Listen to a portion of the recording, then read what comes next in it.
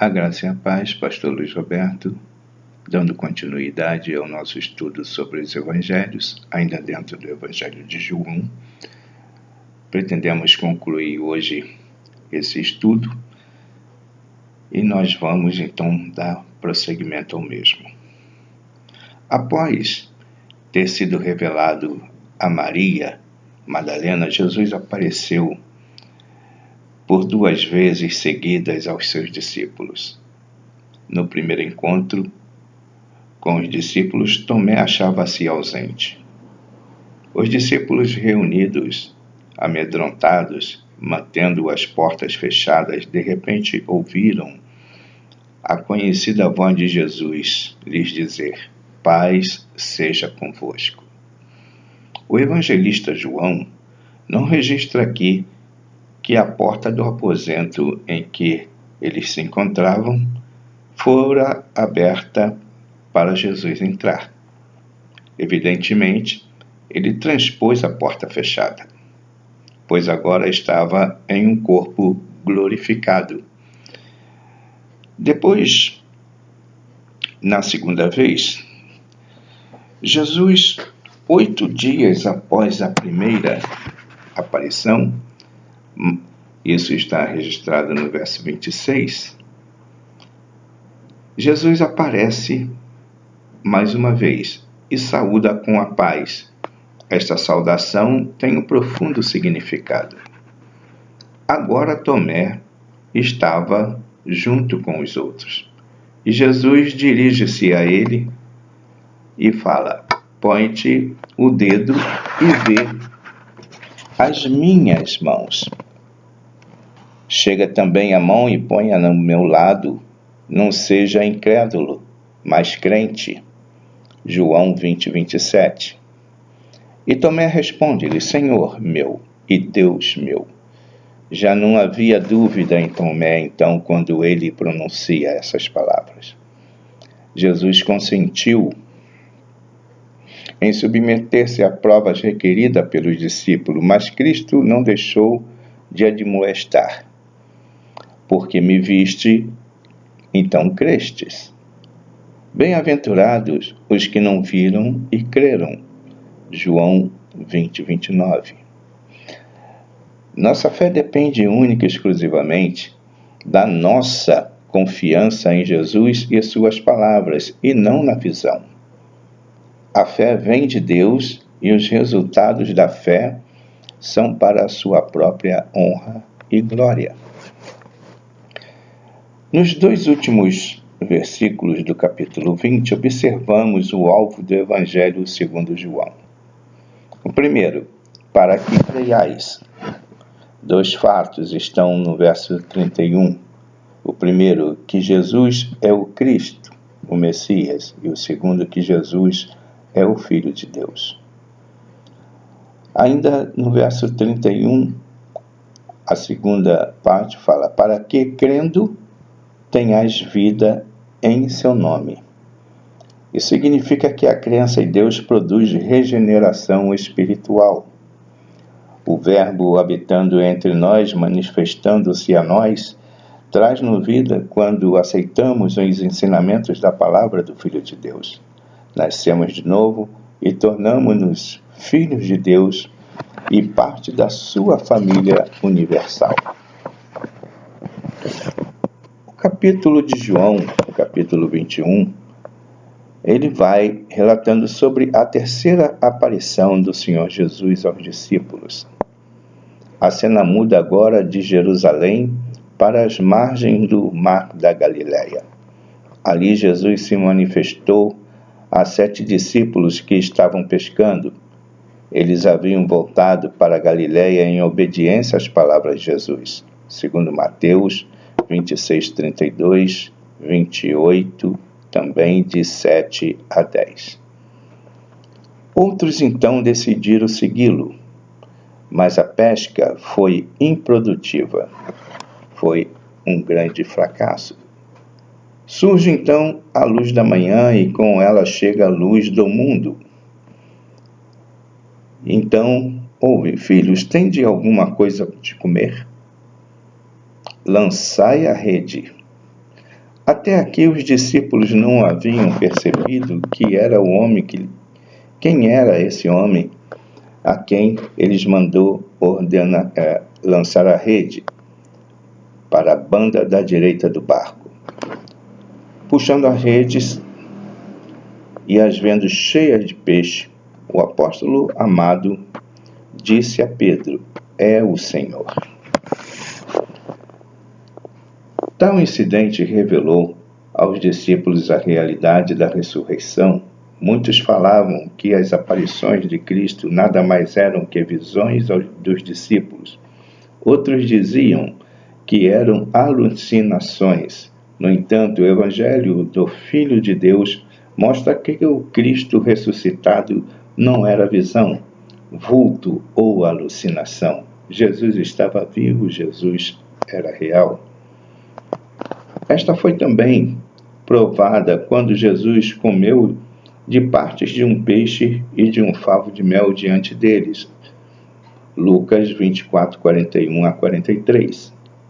Jesus venceu a morte. Ele vive para sempre.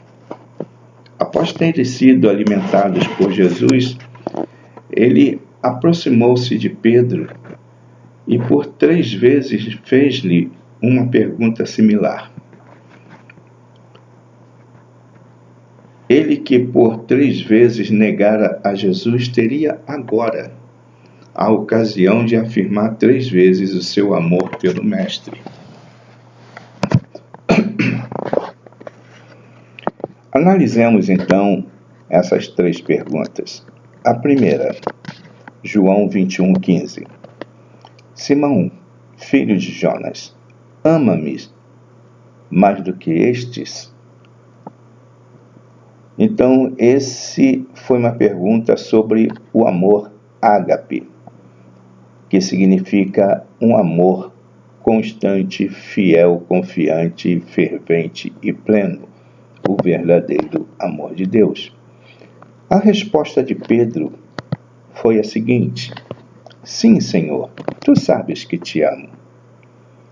Essa resposta não foi dada como o amor ágape, mas sim como o amor filéu, uma afeição de um amor cordial, filantrópico ou social.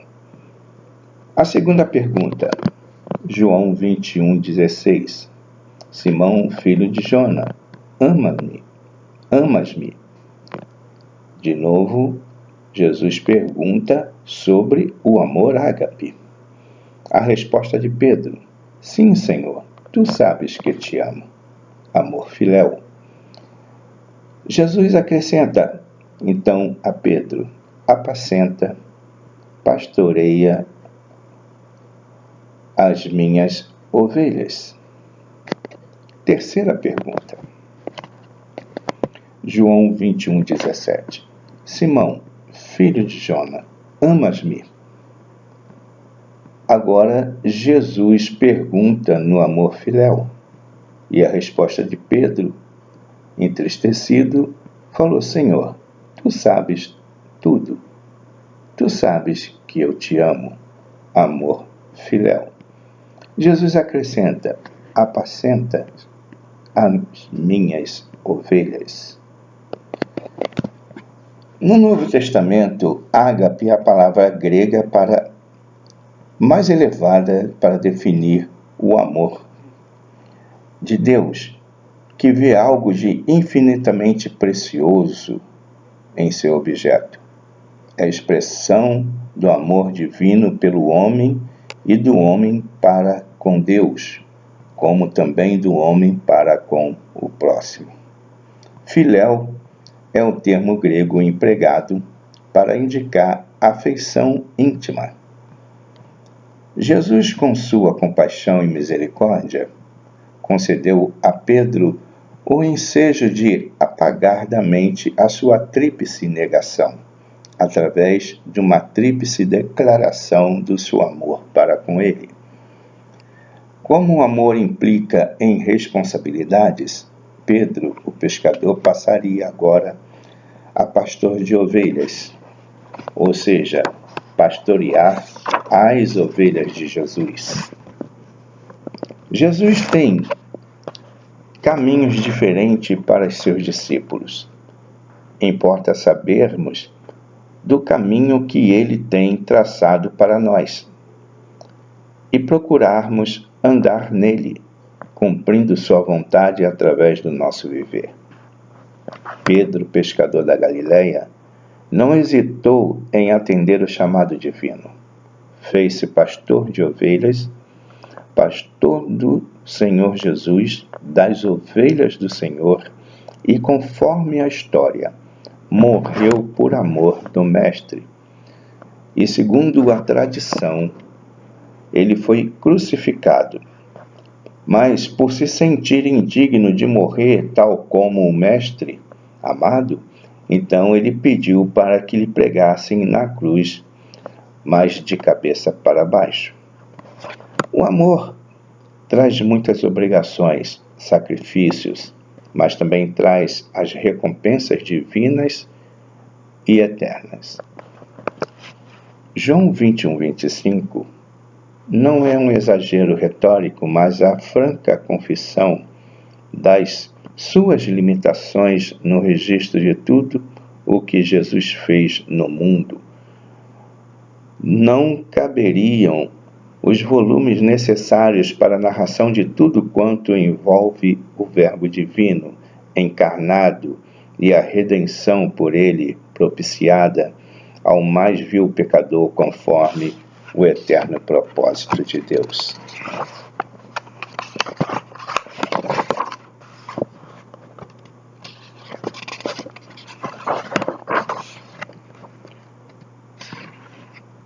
Ainda que os primeiros escritos do Novo Testamento não tenham sido os 4 evangelhos, algumas epístolas foram escritas antes.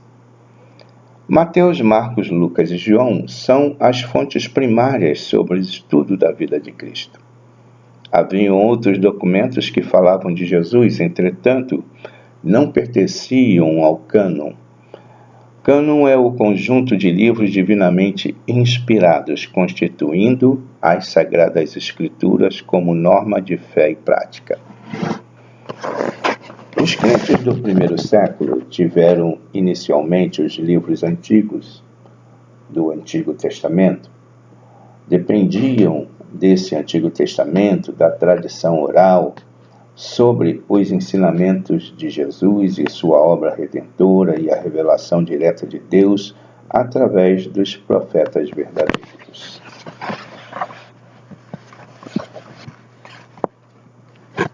Agora eu vou citar para vocês aqui os manuscritos atuais que nós temos em mãos. São cópias, na verdade, porque foram feitos de cópias para cópias, porque os originais mesmos, eles estão retidos, e então nós temos cópias. E dentro dessas cópias nós temos as versões também. A começar pelo século I, nós temos a primeira coleção do cânon do Novo Testamento, e as 10 cartas paulinas. Isso se deu 100 anos depois de Cristo. No século II, nós temos a segunda coleção dos 4 evangelhos, que se deu 115 a 125 anos depois de Cristo. No século III, nós temos a Vulgata Latina. No século XVII, a versão Almeida. No século XVIII, a versão de Figueiredo. No século XIX, tradução do Frei Joaquim.